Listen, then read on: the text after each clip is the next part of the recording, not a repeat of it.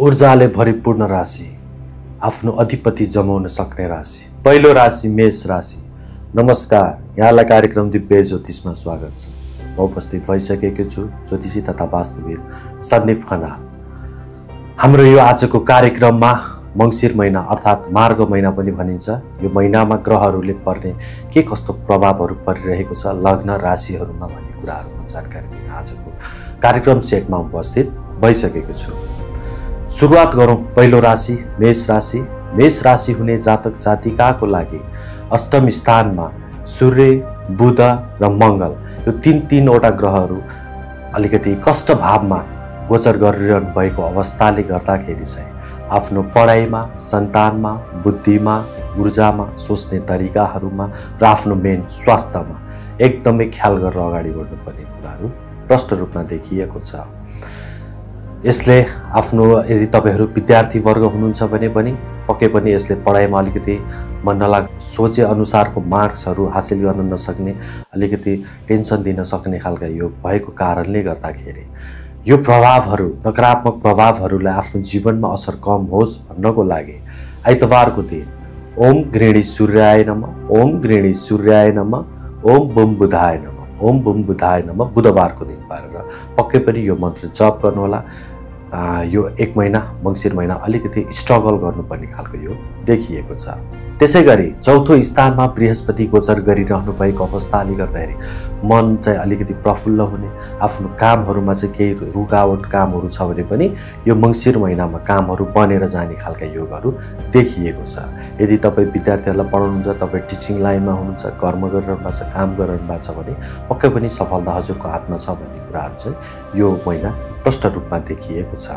यसको सकारात्मक असरहरूलाई अझै राम्रो प्रभाव गर्नको लागि बिहिबारको दिन पारेर ओम ब्रीम बृहस्पतये नमः, ओम ब्रीम बृहस्पतये नमः यो मन्त्र पक्कै पनि जप गर्दै अगाडि बढ्नुहोस्।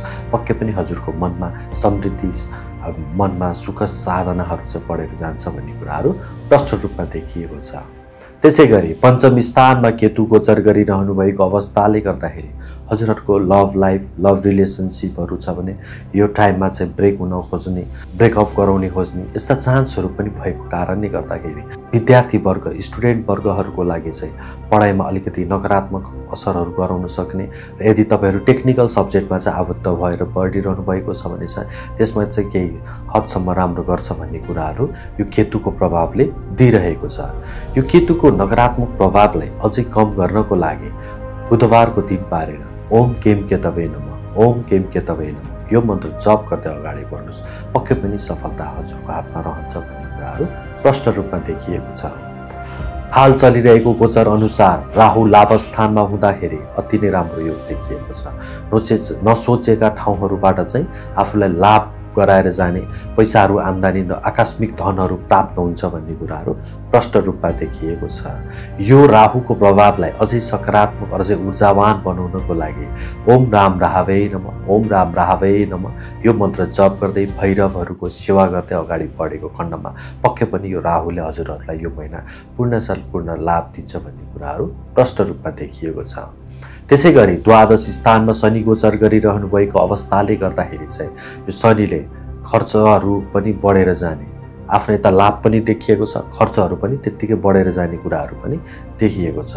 नसोचेका ठाउँहरूमा खर्चहरू बढ्दै जाने, आफूलाई केही मुद्दा मामिला कुराहरू छन्, आफूलाई केही डकुमेन्टको कुराहरू छन् भने चाहिँ त्यसमा पनि केही ढिला सुस्तीहरू हुन सक्ने र यदि इम्पोर्ट एक्सपोर्टको बिजनेसमा हुनुहुन्छ, बाहिरबाट सामानहरूको यस्तो ट्रेडिङ बिजनेसहरू गर्नुहुन्छ भने चाहिँ बाहिरसँगको कम्पनी अथवा जति पनि बिजनेस कोअपरेट सेक्टरहरूको लागि चाहिँ अति नै राम्रो फल दिन्छ भन्ने कुराहरू यो शनिले देखाइरहनु भएको अवस्था छ।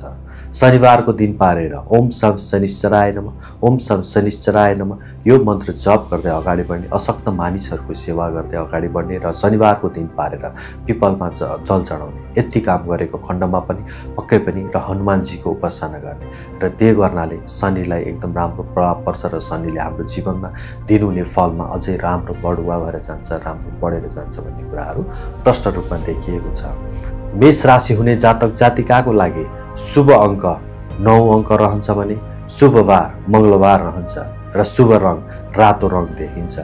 गणेशजीको र हनुमान चालिसा पाठ गर्ने गर्नुहोस्, पक्कै पनि हजुरहरूको ऊर्जा त्यति गिरावट हुँदैन भन्ने कुराहरू देखिन्छ र ग्रहहरूको प्रभाव अलिकति स्ट्रगल छ। हजुरहरू पक्कै पनि यो महिना चाहिँ अलिक आफूलाई चाहिँ ख्याल गर्दै अगाडि बढ्नु होला र मेन कुरा भनेको स्वास्थ्यमा ख्याल गर्दै अगाडि बढ्नु होला भन्दै म आजको कार्यक्रमबाट बिदा हुन चाहन्छु। फेरि म यस्तै कार्यक्रम अर्को महिनामा लिएर म आउने बाचाका सहित आजको कार्यक्रमबाट मलाई बिदा दिनुहोस्। हस्त नमस्ते।